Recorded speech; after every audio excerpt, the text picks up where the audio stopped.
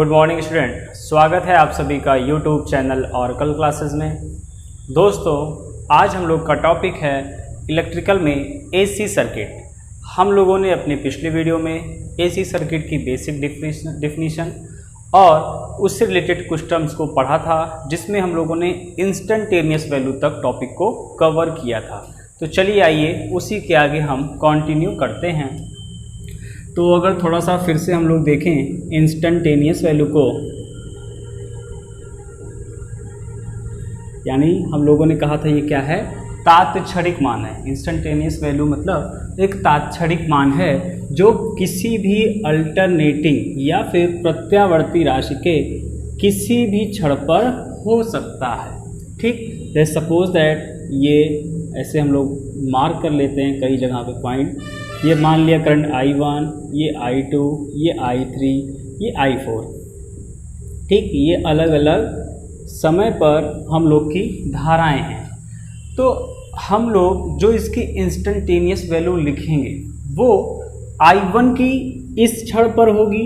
ठीक, अब ये जो मैग्नीट्यूड आपको दिख रहा है ये हर एक क्षण पे क्या हो रहा है, वेरी कर रहा है, परिवर्तित हो रहा है। तो इसका सीधा सा मतलब है कि अगर हम कहें कि ये आपका 0 से लेकर कुछ t सेकेंड तक, 0 से लेकर t सेकेंड तक, तो इसमें t1, t2, t3, t4 कई समय मिले होंगे, तब वो t समय तक कंप्लीट किया होगा, t सेकेंड तक। तो I1, I2, I3, I4 क्या है, हर एक समय पर t1, t2, t3, t4 continue अगर मान लेते हैं, इस समय पर पर्टिकुलर उसी टाइम पर हमारे इस एसी सिग्नल की वैल्यू बताई जाएगी। ठीक, वही कहलाएगा क्या, इंस्टेंटेनियस वैल्यू। तो हम लोगों ने इसका जनरल फार्मूला भी देखा था कि अगर I के रिस्पेक्ट में लिखेंगे तो हम बोलेंगे क्या, I is equal to I M sine omega T या फिर आई एम साइन थीटा। ये किसके लिए था, ये केवल साइनोसाइडल सिग्नल के लिए था। ठीक, साइन वेव। चलिए अब हम लोग बात करेंगे मैक्सिमम वैल्यू की। मैक्सिमम वैल्यू जिसको हम लोग पीक वैल्यू भी कहते हैं। ठीक है, चलिए तो एक सिग्नल बना लेते हैं, हम लोग ड्रॉ कर लेते हैं। ये हम लोग का कोई भी एसी सिग्नल है, साइन वेव में है, 0 से पाई, पाई से 2 पाई, और ये आगे कंटिन्यू ऐसे रहेगा। तो यहाँ पर मान लेते हैं π/2, ये है करंट के फॉर्म में लिखेंगे तो इसको बोल दिया जाएगा I max। ये मैक्सिमम वैल्यू होगी। तो देखिए होगा क्या, ये जो सिग्नल है, ठीक, साइन वेव में है। हम लोगों ने देखा कि 0 से 2 पाई जब ये अपनी एक साइकिल कंप्लीट कर रहा है, उसमें इसको 2 हाफ साइकिल, एक बार 0 से पाई, एक बार पाई से इसको 2 पाई साइकिल, 2 साइकिल वो कंप्लीट कर ले रहा है। तो देखिए मैक्सिमम वैल्यू की अगर बात करें तो मैक्सिमम वैल्यू किसी भी प्रत्यावर्ती राशि, ये जो करंट है प्रत्यावर्ती राशि है, किसी भी प्रत्यावर्ती राशि के एक अर्धचक्र में जो उसका सबसे अधिकतम वैल्यू है, जो उसका सबसे अधिकतम मान है, वही कहलाता है उस सिग्नल का मैक्सिमम या फिर पीक वैल्यू। ठीक है, जैसे करंट के लिए है तो हम लोग लिखेंगे I और सफिक्स में लिख देंगे मैक्स, या फिर केवल इसको IM भी लिखा जाता है। तो ये क्या हो जाएगा, उसका मैक्सिमम मान, महत्तम मान हो जाएगा। ठीक है, तो इसमें तो कोई बहुत ज़्यादा डाउट नहीं होता है। अब अगर हम बात करें एवरेज वैल्यू की, एवरेज वैल्यू यानी औसत मान, धारा के लिए I और नीचे लिख दिया जाएगा AVE। ठीक है, तो एवरेज मान क्यों आवश्यकता पड़ी, होगा क्या, चीज़ें समझते हैं। अब देखिए 0 से पाई में जो ये करंट की वैल्यू है π/2 पर मैक्सिमम है, और अगर 0 से π/2 पर देखें तो ये वैल्यू क्या हो रही है, बढ़ रही है, और फिर वहाँ से क्या हो रही है, घट रही है। यानी अगर हम देखें तो इस 0 से पाई में किसी भी एक क्षण पे उसकी एक निश्चित वैल्यू है, और अगले ही क्षण पर उसका मान क्या है, चेंज हो जा रहा है। सपोज अगर इसको प्रैक्टिकल समझें, हम लोग कोई दूरी को तय कर रहे हैं, पहले हम 40 किलोमीटर की स्पीड से चल रहे हैं, फिर 60 किलोमीटर की स्पीड से चल रहे हैं, तो पूरी यात्रा के दौरान हम लोग क्या निकालते हैं, एक एवरेज स्पीड अपनी निकालते हैं, औसत दूरी, औसत गति निकालते हैं। ठीक, तो करते क्या हैं, सभी को जोड़कर बटे टोटल कर देते हैं, यही करते हैं ना। तो वही चीज़ यहाँ पर भी होना चाहिए। मतलब कि ये जो हम लोग का सिग्नल है, ये जो हम लोग का सिग्नल है इसमें कोई ना कोई एक मान होगा जो औसत मान होगा। तो 0 से पाई में जो भी सिग्नल ट्रेवल कर रहा है, चल रहा है, वो उसका एक औसत मान से मिलेगी हमको वैल्यू, चाहे एक धारा के लिए हो चाहे वो वोल्टेज के लिए हो। तो हम लोगों ने बोल दिया कि मान लेते हैं यहाँ कहीं उसकी क्या आ रही है, एवरेज वैल्यू आ जा रही है। ठीक, इसको आप दूसरे प्रकार से भी समझ सकते हैं एवरेज वैल्यू को। देखिए डिफिनीशन इसमें समझना हम लोग को आवश्यक है, क्योंकि एग्जाम में अलग अलग वेव शेप देकर पूछ लेता है कि बताइए इसका एवरेज मान क्या होगा। तो उसको समझने के लिए हमें डिफिनीशन आना बहुत आवश्यक होता है। ठीक है, फिर देखिए अगर नेक्स्ट बात करें तो कोई भी सिग्नल, अब देखिए हम लोगों ने पहले डिस्कस किया कि ये भी एसी सिग्नल है, ये भी क्या है, एसी सिग्नल है, कोई भी आपका अल्टरनेटिंग करंट हो सकती है। ठीक है, अब ये साइन वेव में, ये क्या है, ट्रायंगुलर वेव में है। ठीक, सिमेट्रिकल असिमेट्रिकल भी हम लोगों ने पिछले वीडियो में देख लिया था। अब देखिए होगा क्या, ये जो कोई भी सिग्नल है, चाहे ये हो चाहे ये हो, उस सिग्नल के द्वारा जो भी एरिया कवर किया जाता है, जो भी एरिया कवर किया जाता है, ठीक, उसको जब हम उसके आधार यानी टाइम या इंटरवल जो भी आप लीजिए, उसके इंटरवल से जब डिवाइड करते हैं तो भी हम लोग को औसत मान ही मिल जाता है। ठीक, क्या बोला गया, किसी भी प्रत्यावर्ती राशि के द्वारा तय किया गया, कवर किया गया जो भी क्षेत्रफल है, उसको जब उसके हम बेस से, आधार से या टाइम इंटरवल से डिवाइड करेंगे तो भी हम लोगों को क्या मिलेगा, एवरेज वैल्यू मिल जाएगी। ठीक, ये उसका हो गया औसत मान। अब यहाँ से 2 पॉइंट हम लोग को बहुत अच्छे से समझना होगा। हम लोगों ने पढ़ा था एक सिमेट्रिकल सिग्नल, और थोड़ा सा टेक्निकल प्रॉब्लम की वजह से वीडियो थोड़ा सा रुक गया था, तो चलिए आगे कंटिन्यू करते हैं। तो एवरेज वैल्यू के लिए हम लोग को 2-3 पॉइंट्स मालूम होने चाहिए। क्या, पहला पॉइंट है कि अगर सिमेट्रिकल सिग्नल है, ठीक, तो किसी भी सिमेट्रिकल सिग्नल के लिए पूरी साइकिल यानी होल साइकिल 0 से 2 पाई, पूरी साइकिल के लिए अगर हम एवरेज वैल्यू निकालेंगे तो क्या मिलेगी, हमको 0 मिल जाएगी।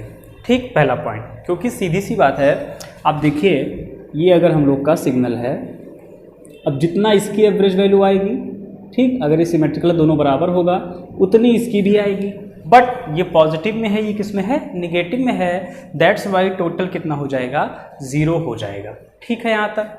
चलिए फिर अगर हम बात करें तो हम निकालेंगे कब सिमेट्रिकल के लिए, तो याद रखिएगा सिमेट्रिकल सिग्नल के लिए एवरेज वैल्यू केवल हाफ साइकिल के लिए ही कैलकुलेट की जाएगी। हाफ साइकिल के लिए निकालेंगे तो ही हमको मिलेगी, ये 0 हमारी नहीं होगी। ठीक है, यानी सिमेट्रिकल है तो केवल आप हाफ साइकिल के लिए ही कैलकुलेट करेंगे एवरेज वैल्यू को।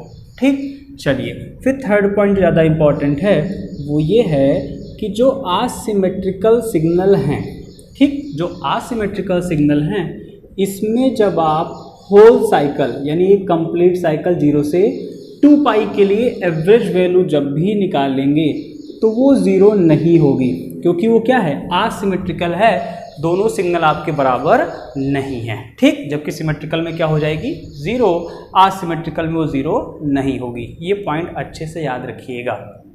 अब देख लेते हैं कि ठीक है एवरेज वैल्यू तो हमें मालूम हो गया कि होता क्या है, कैसे हम इसको फाइंड आउट कर सकते हैं। ठीक, चलिए अब अगर हम मेथड्स की बात करें, methods to find average value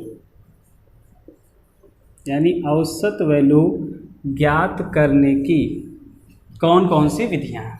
ठीक है, तो एवरेज वैल्यू ज्ञात करने के लिए हम लोग के पास कई मेथड हैं, जिसमें पहला अगर हम देखें तो वो कहलाता है हम लोग का एरिया मेथड। देखिए अभी हम खाली मेथड को डिस्कस करेंगे, उसके बाद हम लोग का एक वीडियो आएगा जिसमें हम लोग एवरेज आरएमएस के कई सवाल लेंगे different types of wave shape को लेकर। ठीक है, कॉम्प्लेक्स सिग्नल भी लेंगे। एरिया मेथड, अब एरिया मेथड में अगर हम लोग को एवरेज वैल्यू निकालनी है तो इसके लिए सिंपल सा फार्मूला है। देखिए हम लोगों ने डिफिनीशन में भी पढ़ा था कि एवरेज वैल्यू होती क्या है, टोटल एरिया जो कोई भी सिग्नल कवर कर रहा है, ठीक, और किसमें, एक किसी निश्चित समय अंतराल में, वही कहलाता है उसका औसत मान। तो एवरेज वैल्यू एरिया मेथड के लिए वही रहेगा, टोटल एरिया ठीक, divided by time taken to complete, to cover लिखते हैं, कंप्लीट नहीं, cover that area.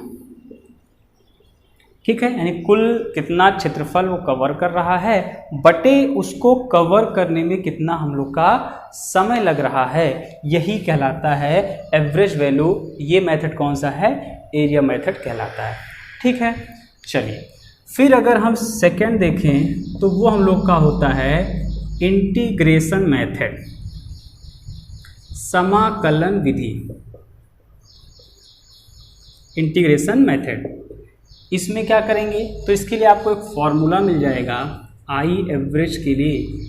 I average बराबर इंटीग्रेशन ऑफ 0 to t, जो भी आपको टाइम पीरियड दिया गया हो, जो भी समय अंतराल एक निश्चित समय होगा, ठीक है, 0 से t, आई चाहे आप dt करिए, ठीक है, ओमेगा टी रखेंगे क्योंकि हमें पता है तात्क्षणिक मान आई का आई एम साइन ओमेगा टी भी होता है, आई एम साइन थीटा होता है। तो अगर आप थीटा के लिए लिख रहे हो तो थीटा में करोगे, टी के लिए लिख रहे हो तो टी में करोगे। ठीक है, और यहाँ पे हो जाएगा 1/t। ठीक, ये आपका बेसिक फॉर्मूला है किसके लिए? एवरेज वैल्यू के लिए। I average is equal to 1/t। T क्या, यहाँ पे टी क्या है? टी हम लोग का है टाइम पीरियड। टी क्या है? टाइम पीरियड है। T is equal to time period, तो 1/t 0 to t I D T. ये हो जाएगा हम लोग का एवरेज निकालने का इंटीग्रेशन मेथड। ठीक है, फिर इसमें मिड पॉइंट मेथड भी आता है, वो इतना कुछ इम्पॉर्टेंट नहीं है। तो ये दो विधियों की सहायता से हम लोग आसानी से एवरेज वैल्यू फाइंड आउट करेंगे। ठीक है, इस पे न्यूमेरिकल्स भी लगाएंगे हम लोग, लेकिन वो अपने नेक्स्ट वीडियो में। अभी खाली परिभाषाओं को समझ लेते हैं। ठीक, चलिए नेक्स्ट हम लोग बात करेंगे आरएमएस वैल्यू की, रूट मीन स्क्वायर। अगला है आरएमएस यानी root mean square, root mean square value. ठीक, आरएमएस वैल्यू, तो आरएमएस लिख लेते हैं। चलिए, वर्ग माध्य मूल मान, पहले इसको समझ लेते हैं होगा क्या। देखिए, अगर हम डीसी की बात करें तो डीसी तो हम लोग का क्लियर है, ये वो हमेशा अपने मैक्सिमम वैल्यू पर रहेगा, ये उसका मैक्सिमम मान है। ठीक, लेकिन अगर हम इसी समय इसी की तुलना करें अपने एसी सिग्नल से, तो वहाँ पे हमको क्या दिख रहा है? ये एसी किस में भाई? इंस्टेंटेनियस वैल्यू में है, तात्क्षणिक मान में है। हर एक टाइम पर वो अपना वैल्यू को चेंज कर रही है। ठीक है, तो देखिए भैया होगा क्या, ये हम लोगों ने कहा ये इसका क्या था? मैक्सिमम मान था, और यहाँ कहीं हम लोगों ने माना आएगा उसका क्या? Average value. ठीक, अब देखिए बात, पहले परिभाषा समझते हैं आरएमएस वैल्यू की। अगर कोई एक रेजिस्टेंस है, कोई एक प्रतिरोध है आर, इसमें हम डीसी सप्लाई को लगाएं, ये हम लोगों ने डीसी सप्लाई लगाई, धारा जाएगी तो इसमें क्या होगा बंधु? I² RT ऊष्मा उत्पन्न होगी। ठीक, यहाँ तक according to Joule's law, Joule के नियम से उत्पन्न हो गई। अब अगर उसी मान के रेजिस्टेंस में R मान का था, वही सेम रेजिस्टेंस R ये भी है।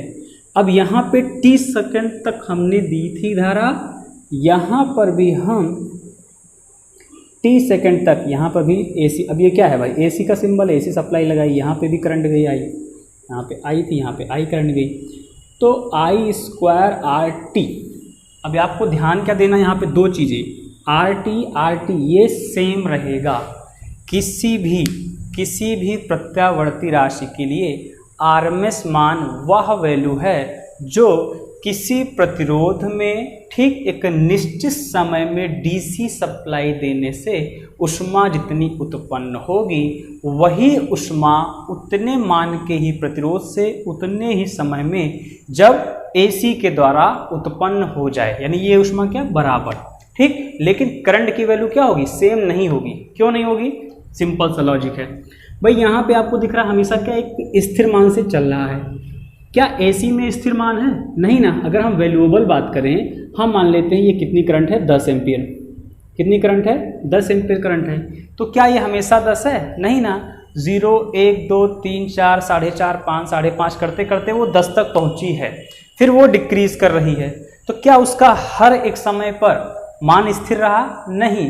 तो भाई कभी 4 एम्पियर की जब धारा थी उसकी वजह से ऊष्मा उत्पन्न हुई, कभी 4.5 की वजह से उत्पन्न हुई, कभी 10 एम्पियर की वजह से उत्पन्न हुई, लेकिन जो ओवरऑल उतने ही टाइम पीरियड में जो ऊष्मा उत्पन्न हो रही है वो जब DC के बराबर हो जाएगी वही मान कहलाएगा आपका AC के लिए RMS मान। ठीक, एक क्वेश्चन भी पूछा जाता है कि AC सिग्नल के लिए RMS मान DC में किसके बराबर होगा? तो DC के अधिकतम मान के बराबर होगा, DC के अधिकतम मान के बराबर होगा। ठीक, क्योंकि हमेशा मैक्सिमम वैल्यू में ही है, जबकि AC में चेंज हो रहा है, इसलिए बोला गया किस में होगा? RMS। यानी यहाँ पे जो करंट है ये हम डिनोट करेंगे किससे? IRMS से। यहाँ तक बात समझ में आई? ठीक, ये हो जाएगा आपका IRMS। ठीक है, चलिए तो हम मान लेते हैं यहाँ कहीं पर ये हम लोग का आएगा IRMS की वैल्यू। ठीक, मैक्सिमम, RMS और एवरेज। अब बात यह आई क्यों यहीं पे मान लिया गया, तो आगे जब हम लोग AC साइन सिग्नल के लिए निकालेंगे तो आपको वहाँ पे क्लियर हो जाएगा कौन सी वैल्यू कैसे आती है। ठीक है, तो ये बात परिभाषा आप आई होप समझ में आपको आ गई होगी। ठीक है, तो अब ये जो RMS वैल्यू है ना, जो रूट मीन स्क्वायर वैल्यू है, AC सिग्नल जब भी लिखा जाएगा, ठीक है, AC सिग्नल जब भी लिखा जाएगा, ठीक, तो जो कुछ विदेशी राइटर हैं उनकी बात अगर नहीं की जाए तो जितने भी इंडिया में बुकें हैं आपके डिप्लोमा लेवल की या JEE लेवल की बुकें हैं उसमें सब में आपका जो भी वोल्टेज या करंट जो भी लिखा होता है ये हम RMS वैल्यू में ही देखते हैं, जब तक कि वहाँ पे मैक्सिमम ना लिख गया हो, जब तक कि वहाँ पे मैक्सिमम ना लिख गया। जैसे घरों में कितना आता है? 240 वोल्ट। ठीक है, तो 240 वोल्ट क्या है? वो हम लोग का RMS वैल्यू में ही रहेगा। करंट वोल्टेज जब तक कहा ना जाए तब तक किस में लेंगे हम? RMS वैल्यू में ही लेंगे। किसके लिए? For AC signal. While in DC signal it is always in maximum value. DC में क्या है?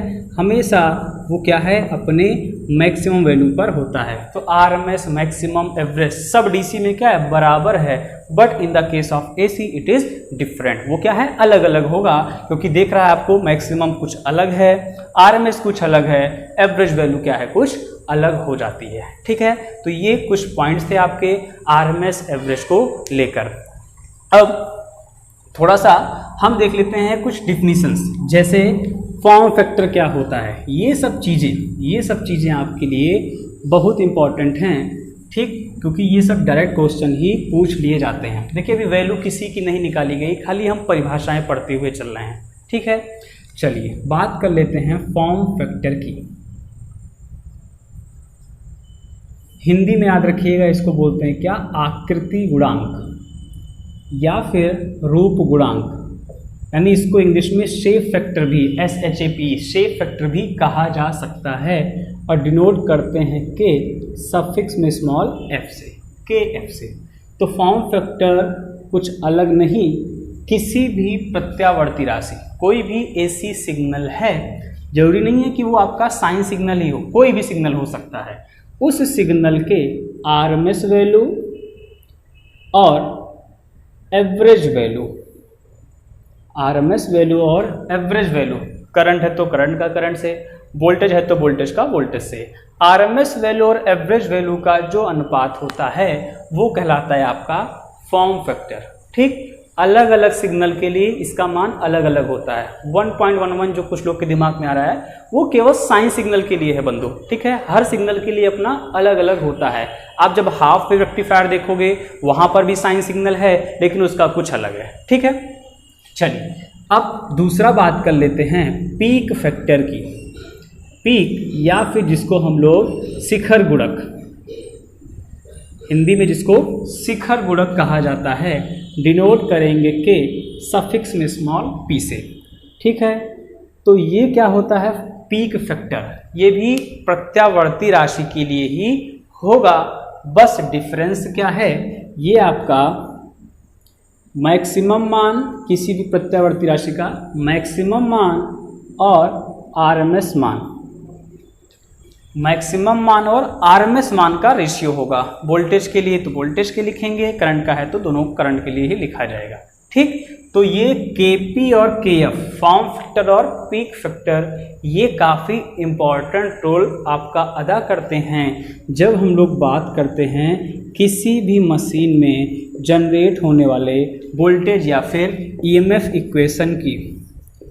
दोनों सेम नहीं है, थोड़ा सा डिफरेंस है। ठीक है, चलिए ईएमएफ इक्वेशन ही लिखते हैं। ठीक है, ईएमएफ इक्वेशन, चाहे वो आपका ट्रांसफार्मर हो, चाहे वो आपका अल्टरनेटर हो, वहाँ पे आपका जो ये फॉर्म फैक्टर, पीक फैक्टर है, ये सब काफ़ी इंपॉर्टेंट रोल अदा करते हैं इस ईएमएफ इक्वेशन को ज्ञात करने में। ठीक है, तो ये थी एसी से रिलेटेड कुछ बेसिक्स डिफिनीशन। अब हम लोग अपने नेक्स्ट वीडियो में देखेंगे इनसे संबंधित जितने भी पॉसिबल न्यूमेरिकल्स आपके एग्जाम में आ सकते हैं उनके बारे में, अलग अलग wave shape, square wave shape, triangular wave shape, सबका आरएमएस एवरेज निकालने की विधियाँ। ठीक, तब तक के लिए अपने टॉपिक को कवर करिए। Thanks for watching.